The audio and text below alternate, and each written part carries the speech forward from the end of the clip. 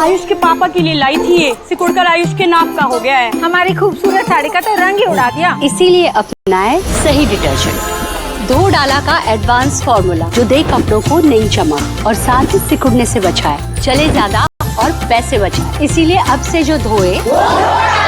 Episode of frankly speaking, और आज इस शो पे जो होने वाला है शायद पहले कभी नहीं हुआ। देखते हैं आज मेरा गेस्ट कौन है।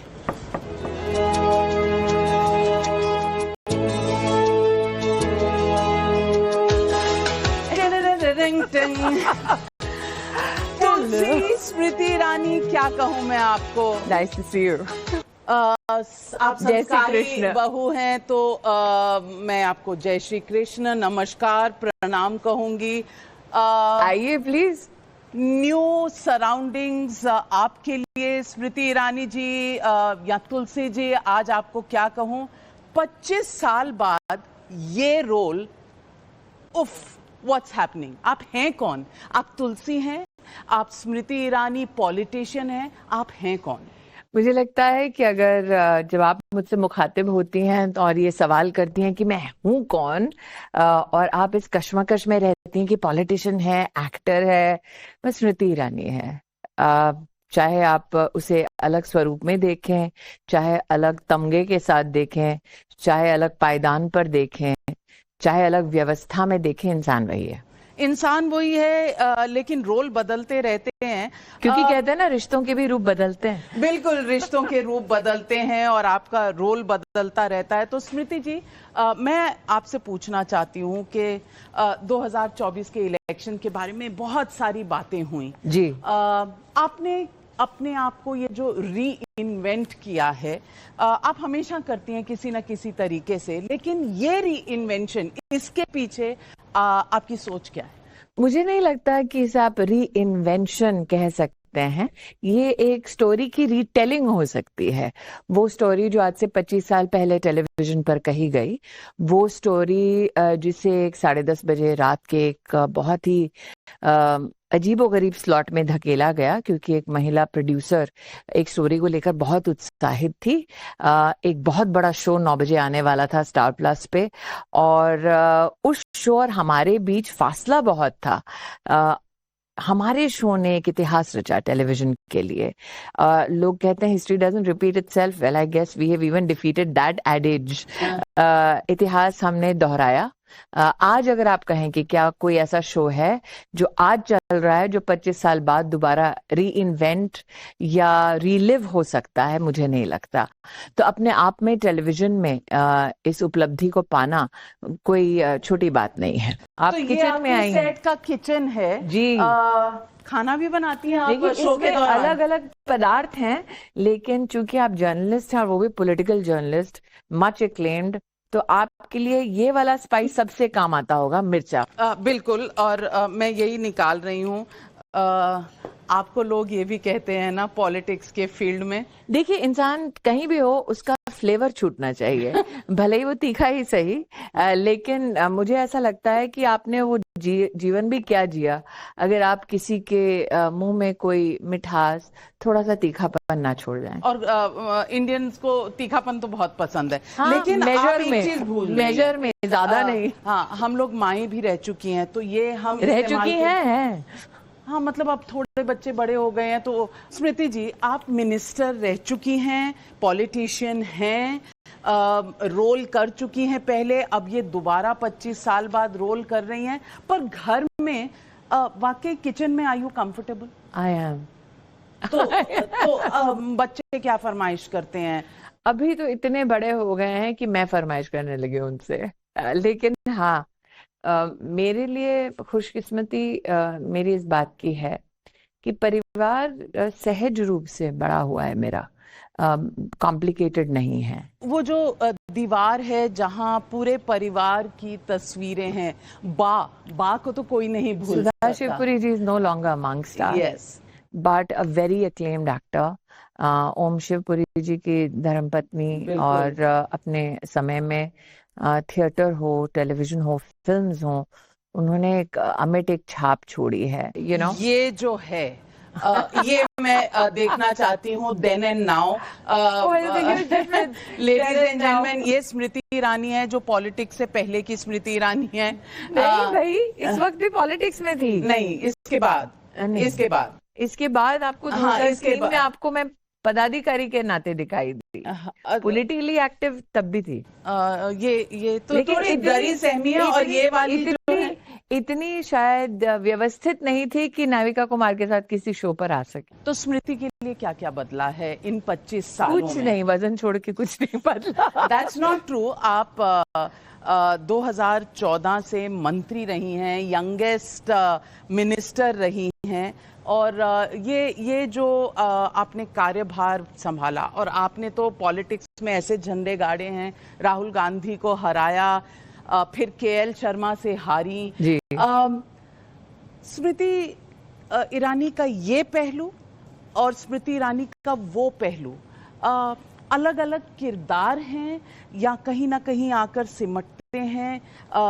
दिमाग में क्या चलता है? द फैक्ट कि आप 25 साल बाद भी मुझे डिसाइफर करने की कोशिश कर रही हैं, एक पब्लिक पर्सोना के नाते एक उपलब्धि से कम नहीं है। आज की भागदौड़ की जिंदगी में जब टेक्नोलॉजी हर पब्लिक पर्सोना का आपको हर अंश बताता है कि उनकी सोच क्या है, वो किस दिशा में जाने वाले हैं, आपको ये कंक्लूड करने पर मजबूर कर देता है कि ये तो यही करेंगी। The fact that you still deciphering कि what about Smriti Irani, the fact that you तो एक तो वो ये तो आपके पार्टी वाले भी कह देंगे। मुझे लगता है कि आप जिंदगी 4 लाइनों के बीच में नहीं जी सकते। आप जिंदगी किसी और के दृष्टिकोण से नहीं जी सकते। आप जिंदगी अगर किसी और की अपेक्षाओं के अनुरूप जीने की कोशिश करेंगे तो वो आपकी जिंदगी नहीं है, वो किसी और की जिंदगी, किसी और का प्लान आप जी रहे हैं। आप अपने ही जीवन में फिर कैदी हैं। कुछ लोग हैं धरती पर जो दुआ सलाम नहीं करते, जो मक्खन नहीं लगाते, जिनका जीवन मात्र इस केंद्र बिंदु पर नहीं चलता कि आप क्या सोचते हैं। मैंने मेरी पार्टी का उल्लेख नहीं किया। जिन जिन लोगों ने मुझे अनप्रिडिक्टेबल कहा होगा आपसे, वो निश्चित रूप से उस प्रकार की परिधि में जीते होंगे जिनकी एक्सपेक्टेशन ये होती होगी कि ये किया आपने तो जीवन भर यही करते रहेंगे। मेरी पार्टी, मेरा लीडरशिप भली भांति जानता है कि मुझे जब जब जिम्मेदारियां दी जाती हैं मैं उन जिम्मेदारियों पर खरी उतरती हूँ। तो मेरी लीडरशिप से आपने कभी ये सुना नहीं होगा। तो आपने जब ये, क्योंकि मेरी लीडरशिप ने नाविका जी मुझे हर कदम पर परखा है और मैंने अपनी लीडरशिप को कभी मायूस नहीं किया। मेरी लीडरशिप ने मुझे मुश्किल परिस्थितियों में भी झोंका है और मैंने वहां भी अपने लीडरशिप का झंडा बुलंद रखा है। तो ये कभी भी मेरे किसी लीडर से और परिपक्व व्यक्ति से आपने नहीं सुना होगा। मैंने जो भी निर्णय लिए सार्वजनिक लिए, मैंने ऐसा नहीं है कि किसी कोने में छुप के कुछ किया हो। तो मैंने सार्वजनिक तुलसी आप दोबारा बनी हैं, क्योंकि बहुत कम लोग पॉलिटिकल करियर के बाद वापस ऐसा कमबैक करते हैं। शायद वो इतने अश्योर्ड नहीं हैं। मैं बहुत ही सेल्फ अश्योर्ड हूँ। मैंने पॉलिटिक्स में अपने लीडरशिप से बात की थी। मेरा लीडरशिप मुझे बंदी नहीं मानता ना। मेरा लीडरशिप जानता है पर परमिशन नहीं चाहिए होती कि मैं, आप ये सोच रहे हैं कि मेरा लीडरशिप गेस्टापो, ऐसा नहीं है। मेरे लीडरशिप ने हमेशा अलग अलग प्रोफेशन से कई लोगों को मौका दिया है देश की राजनीति में। पिछले हफ्ते भर के तो रेटिंग्स आ गए होंगे। What is the feedback that you are getting? मैं सिर्फ टेलीविजन की रेटिंग्स पे निर्भर मैंने कभी नहीं किया। हम ओटीटी पे भी हैं, तो ये पहली बार मेरी जीवन में हुआ। मैंने ओटीटी में कभी कोई काम नहीं किया था, पहली बार मैं ओटीटी में अपने आप को देख रही हूँ। लेकिन जहाँ रेटिंग्स का सवाल आ रहा है नाविका जी, वो स्टैंडर्ड हमने ऑलरेडी सेट कर दिया। हम 31 की रेटिंग पे थे। आज कोई भी टेलीविजन नेटवर्क पे कोई भी कार्यक्रम ऐसा नहीं है जो मेरी उस रेटिंग तक पहुंच पाए। सबसे खराब में खराब रेटिंग हमारी 22 थी। आज टेलीविजन में कोई नहीं है जो 22 पे भी पहुंच जाए, जब मुझे लगता था अरे हम कितना खराब है।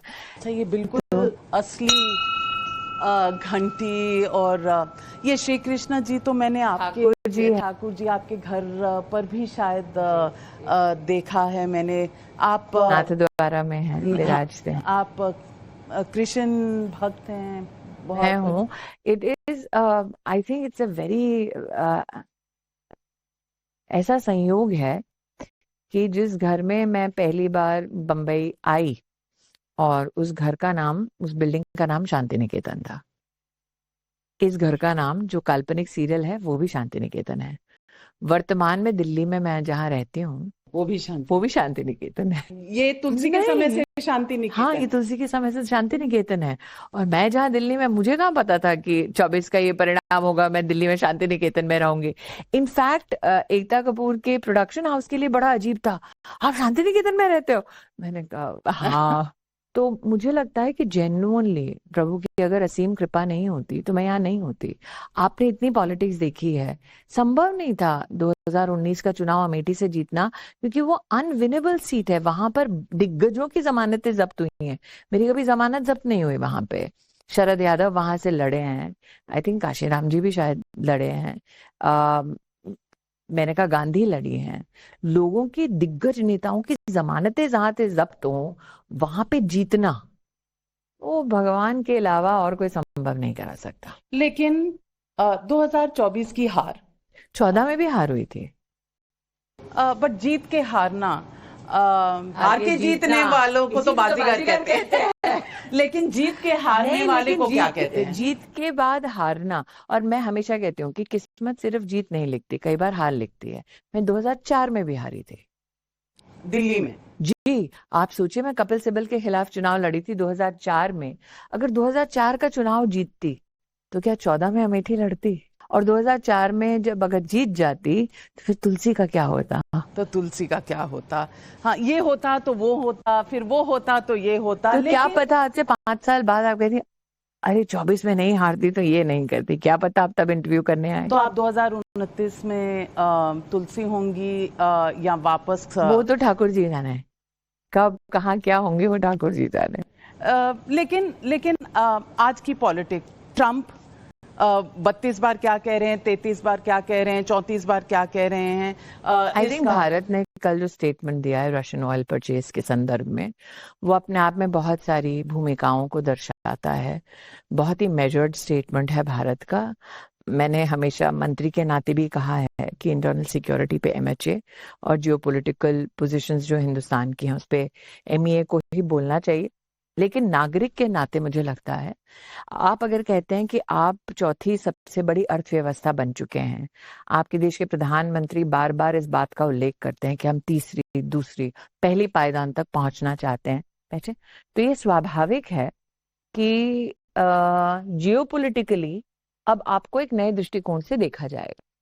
ये स्वाभाविक है कि जिन पायदानों पर आप पहुंचना चाहते हैं वहां के लोग नहीं चाहेंगे कि आप बड़ी आसानी से उन उपलब्धियों तक पहुंचे।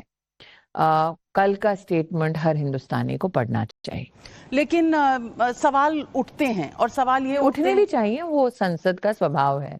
संसद बनी ही उसके लिए है कि सवाल उठे और सरकारों का जवाब। बाहर आम आदमी भी पूछता है कि कल तक ट्रम्प हमारा बेस्ट फ्रेंड था, आज रोज सुबह होके कुछ क्योंकि सास भी कभी बहू थी, थोड़ा एक सास, क्योंकि ट्रम्प भी कभी दोस्त था, इस वॉट हाँ, ट्रम्प भी कभी दोस्त था। मुझे लगता है कि वो अपने देश के हिसाब से उनको जो स्ट्रैटेजी उनके देश के लिए ठीक लगती है वो कर रहे हैं। हमारे देश के प्रधानमंत्री, हमारे देश की सरकार, हमारे देश की अर्थव्यवस्था या सिक्योरिटी नीड्स के लिए जो दरकार है वो पोजीशंस ले रहे हैं। इंटरनली ट्रांजैक्शनली ट्रेड डील में क्या परिचर्चाएं हो रही हैं वो ना आप जानती है ना मैं जानती हूँ। और मोदी है तो मुमकिन है भाई, he will never compromise on India's stature, on India's trade needs और सिक्योरिटी नीड्स। इतना तो हर भारतीय अश्योर्ड है। स्टेटमेंट भारत जो भी दे, लेकिन पार्लियामेंट जब चल रही होती है और आप राहुल गांधी को सुने तो आपको कहीं भी एक कन्विक्शन नहीं होती कि आप अपनी ऑपोजिशन को समझा पा रहे हैं। तो अगर आप ऑपोजिशन को नहीं समझा पा रहे तो देश को कैसे समझाएंगे? ऑपोजिशन स्वभाव से ही समझना नहीं चाहता, इसीलिए तो ऑपोजिशन है। अगर आपकी अपेक्षा है कि सरकार कोई तथ्य को प्रस्तुत करेगी और ऑपोजिशन उसको स्वीकार करके शांत हो जाएगा, तो वो ऑपोजिशन नहीं है ना। ऑपोजिशन ने एक स्वभाव बना लिया है कि सरकार कुछ भी करे, सरकार कुछ भी कहे, उनको नकारना है। जहां तक कि देश का सवाल है, मुझे लगता है देश कन्विंस है, तभी तो बार बार मोदी को प्रधानमंत्री बना रहा है। देश कन्विंस नहीं होता तो नरेंद्र मोदी को प्रधानमंत्री नहीं बनाते। लेकिन सवाल तो उठते हैं कि अगर कि वोटर evolving रोल democracy में- रिविजन है तो वो नाविका one जी, side- जहां तक कि एसआईआर की आप बात कर रहे हैं, तो इलेक्शन कमीशन जो प्रोसेस कर रहा है वो क्या कर रहा है कि फर्जीवाड़ ना हो। करेक्ट। अब फर्जीवाड़ ना हो, क्या ये सिर्फ भारतीय जनता पार्टी का एक लक्ष्य है? लेकिन राहुल गांधी कहते हैं उनके पास एक एटम बॉम्ब है। वो तो कब से एटम बम लेकर घूम रहे हैं, फट नहीं रहा है ना। हट रहा है कहाँ? 2024 में वो मेजॉरिटी नहीं आई प्रधानमंत्री जो कौन है?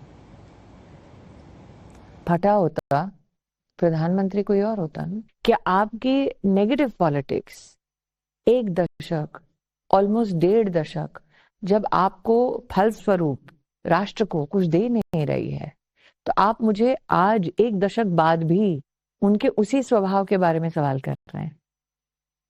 आपका सवाल नहीं बदला क्योंकि उनका स्वभाव नहीं बदला है। आपका आउटलुक बदला है। मेरा आउटलुक कैसे बदलेगा जब आउटकम नहीं बदल रहा? तो अगर मैं आपसे पूछूं राहुल गांधी, तो आपके दिमाग में क्या आता है? कुछ नहीं। कुछ नहीं कैसे हो सकता है? कैसे आए? आप मुझे कोई ठोस मुद्दा दीजिए ना जिस बट पर व्हाट उनका डज राहुल कोई। Gandhi stand for? For me, opposition, mindlessly, mindless opposition. because there is nothing of substance that is being brought that will help a political dialogue more fruitful in parliament. It is about a personal war that is being waged against the prime minister. But the Supreme Court yesterday, in the Rahul Gandhi case, defamation case on पिटाई हो गई army वालों की, and China has taken 2,000. It said that the leader of opposition should speak in parliament, not in social media. आप जब एक constitutional position पे होते हैं तो आपकी एक जिम्मेदारी होती है। एक regular run of the mill politician और एक पॉलिटिशियन जो एक संवैधानिक पायदान पर है, पद पर है, उसमें थोड़ा फर्क होता है। क्योंकि आपकी ओपिनियन तब आप तक सीमित नहीं रहती। आपकी ओपिनियन या आपका रिफ्लेक्शन फिर भारत की ओपिनियन, भारत का रिफ्लेक्शन, भारत में भारत के लोग भारत के बारे में क्या चर्चाएं कर रहे हैं इंटरनेशनली, फिर उसे एक इंस्ट्रूमेंट के नाते इस्तेमाल किया जाता है। और लीडर ऑफ ऑपोजिशन एक बहुत सम्मानित पदवी है। तो अगर भारत के लीडर ऑफ ऑपोजिशन ने भारत की सेना का इस प्रकार से उपहास किया है या इस प्रकार से बहुत ही निम्न स्तर के शब्दों का इस्तेमाल किया है, तो लिटरली वो एक औजार बन जाता है, वो एक शस्त्र बन जाता है दुश्मन के हाथों में। इस बात की मुझे लगता है अंडरस्टैंडिंग हर इंटेलिजेंट पॉलिटिशियन में है। Except there are always exceptions. Inflection points क्या रहे आपके जीवन में? अगर आप मीडिया में आई, क्या इन्फ्लेक्शन पॉइंट था और फिर उसके बाद क्या इन्फ्लेक्शन पॉइंट बना जो आप राजनीति? मुझे हर चीज में जिंदगी स्थिर हो जाए, ठहर जाए, वो थोड़ा सा अजीब लगता है। आप में अगर रेस्टलेस सोल है आप? नहीं, आप में अगर काबिलियत है तो मौके आपको तलाशते हैं। तो मुझे मौकों ने तलाशा है, वो भी भगवान की ही कृपा है, वरना कोई सड़क से लेके फर्श से अर्श तक नहीं पहुंचता। तो आज मैं हूं या एकता हूं, होता है, शोबिज है ये। नहीं कोई प्रेशर, हम प्रेशर दे रहे हैं, हम ले नहीं रहे। नहीं, पर Smriti ji, you know, showbiz में to look young is, there is no expectation of how I look because I am a politician. मैं एज एन एक्टर भी कभी अपने लुक्स के लिए नहीं जानी जाती थी, अपने क्राफ्ट के लिए जानी जाती थी। एज अ पॉलिटिशियन भी अपने क्राफ्ट के लिए जानी जाती हूँ, लुक्स के लिए नहीं। सो व्हाट नेक्स्ट फॉर स्मृति? एक और सीरियल या एक और इलेक्शन? पॉलिटिकल जिम्मेदारियां तो मुझे मिलती रहती है मेरी पार्टी से। आज आप यहाँ हैं, कल मैं दिल्ली में हूँ, तो मुझे नहीं पता मेरी पार्टी मुझे क्या क्या रिस्पॉन्सिबिलिटीज या क्या क्या काम आगे देने वाली है। सब भूल जाते हैं कि 2004 और 2014 के बीच में भी जब मेरी पार्टी विपक्ष में थी, तब भी मैं सीरियल कर रही थी। आज फर्क यह है कि मेरी पार्टी सत्ता में है, तो लोगों को थोड़ा अटपटा लग रहा है। बिल्कुल अटपटा लगता है, और ये है भी। लेकिन आप नाविका एक जी, जगह अगर रह चुके हों और उसके आपको बाद याद to होगा step back- 2014 में जब आपने एडिटोरियल मेरा इंटरव्यू किया था, तब लोग ये पूछते थे, अरे इस एक्टर को एचआरडी मंत्री क्यों बना दिया। आज कम से कम इस मुकाम पे आपको लेकर आई हूँ कि आप पूछें, Smriti Irani politician, what's next for you. So the fact that I could take you from that journey to that curve in 1 decade। पर स्मृति ईरानी, आप एक इंसान भी हैं, एक महिला जिसने बहुत संघर्ष भी किया है। कहीं थोड़ा सा तो बुरा लगता होगा कि मैं चुनाव हारी और मुझे वापस उस बैटल ग्राउंड में जाना है और जीतना है। हर किसी को लगता है कि हार के जीतना है। मुझे हार के जीतना, जीत के हारना जिंदगी में क्या सिर्फ वो मायने रखता है या जज्बा मायने रखता है, जिसकी वजह से हार और जीत का फर्क नहीं पड़ता। लोग आपको इस रूप में दोबारा देख रहे हैं, एक्सेप्ट कर रहे हैं और बहुत सी मोहब्बत दे रहे हैं। शायद you are the chosen one, you are the blessed one, but we are still waiting for you to be back. Mumbai cannot be your playground forever. Delhi is waiting, Parliament is waiting. Hope to see you there soon. आप आएंगी तो क्या कहते हैं, थोड़ा सा वो मिर्च मसाला शायद और आएगा। Well, I'm glad, I'm very, very blessed that you hope to see me roar in Parliament. That wish in itself is a great blessing. Jai Shri Krishna. Jai Shri Krishna, and thank you very much, and Thank many you, ma'am. congratulations on your new avatar, Smriti Irani उर्फ तुलसी। Thank you. सवाल public का अगली report की तरफ। जो कुछ उत्तरकाशी में हुआ है, वो तस्वीरें आपके सामने रखते हुए हम थर्रा रहे हैं।